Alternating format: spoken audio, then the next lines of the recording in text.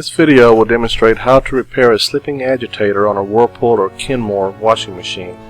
Safety first, so always disconnect power on electrical appliances before servicing them, even if the service doesn't involve electrical components such as this. Here's what the agitator looks like. This is a dual stage agitator, and this one's defective because you can see I can turn it both clockwise and counterclockwise. You should only be able to turn it clockwise, and then it should lock when you try to turn it counterclockwise. I just pointed out the slot where we need to remove the cap from, and you'll use a flathead screwdriver, locate the slot, and then twist it, and then it'll pop the cap out where you can remove it. If you have a fabric softener dispenser, it'll still have a slot and do the same thing to remove it. Inside you'll see this cap, and it has an O-ring on it. Just pull it out, and then on the inside you'll see where the agitator cam is. So go ahead and pull that out, put it aside. To remove that agitator cam, it's got a 7/16 screw in the center of it, so just use a 7/16 socket with an extension on it so you can reach down in there and loosen the 7/16 until the threads are completely free of the post from the transmission. You'll have to hold the bottom in place while you're turning the screw, otherwise the whole assembly will turn.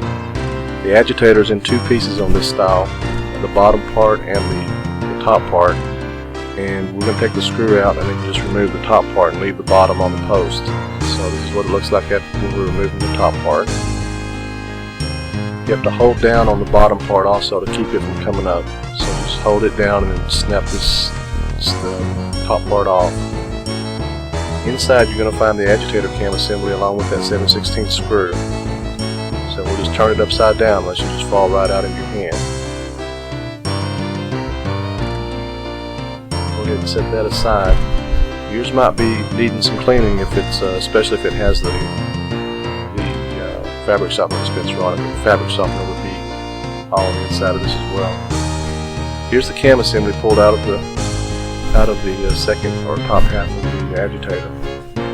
Next thing I'm going to do is go ahead and remove these dogs. They're called dogs, and replace them. The dogs are the part that actually wore out. They're plastic. Over time they wear down and then they allow it to slip.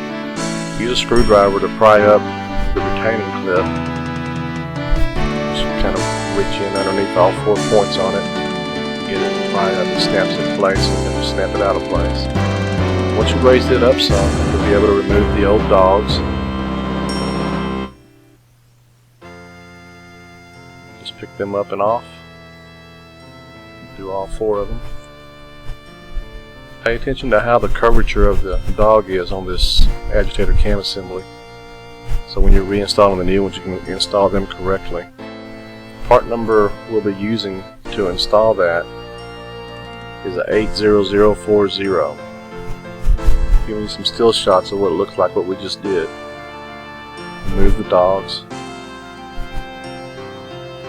Here's a bag of the part that we're using, the FSP part number 80040. You need to get that so you can have the part to replace it with, of course. Replace these dogs. Go ahead and just remove those from the package.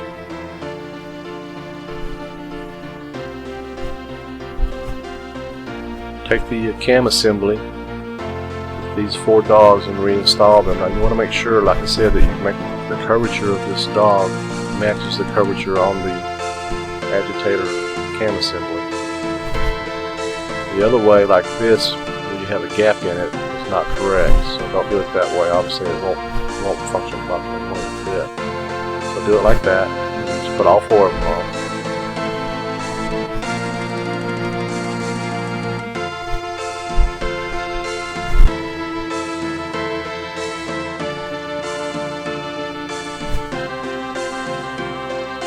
Now just slip the locking ring back in place. Match the grooves up, there's little tongues in there. Just match the tongue up with the grooves, and you just slide it right down in there and snap it down in place.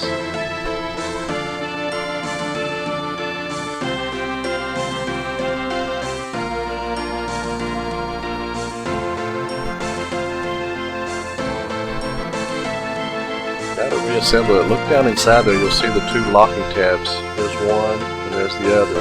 They're on the other sides of where the 7/16 screw goes.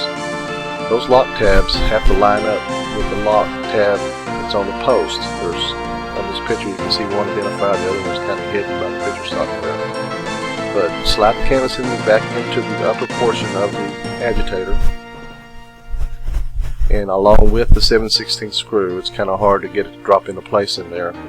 Put this without the screw and then try to do it last. So just go ahead and put the screw in there also, and then eyeball it and line those tabs up with the lock tabs, and then snap it down in place. I do believe the instructions on some of the repair items you can buy for this say that you can remove those lock tabs from the post and not have to worry about lining those up, but I always just leave them on. So use a 7/16 socket again with the extension, and then tighten that 7/16 screw back down onto the transmission.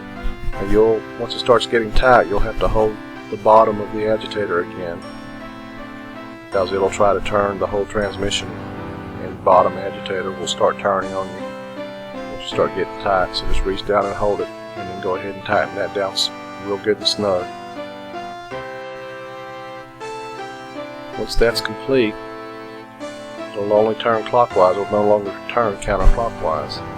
You have to reinstall this cap that was on the inner cap. It has a O-ring on it, and you want to coat that O-ring with some liquid soap so it'll snap into the groove easily.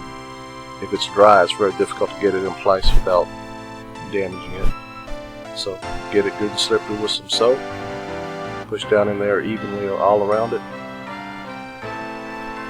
And like I said, there's a groove that it snaps into, so you'll want to make sure that it's snapped properly into the groove all the way around. It's not crooked or leaving a part of it not snapped in.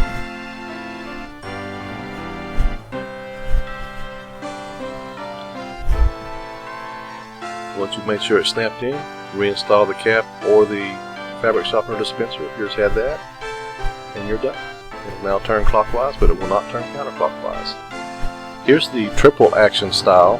Now, I showed you the dual action on the video. I'm going to go through a quick synopsis on the triple style. The triple action, take the cap off, it has an O-ring on it, and then on the inside you'll see a square hole on that center spring part. There's another cam assembly. I'm using a 3/8 by 1/2 inch adapter because it's a 1/2 inch size square.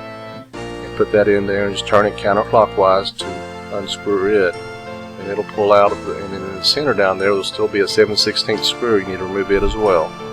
Once you remove the screw, you can take the cam assembly out like you see here. And again, this agitator cam assembly has a lock ring on it. Just remove it just like we did on the other one. Raise it up, pull the dogs out, and reinstall the new ones. And then just go in reverse order to put it all back together. Put the new dogs in, snap the ring down, reinstall the cam assembly.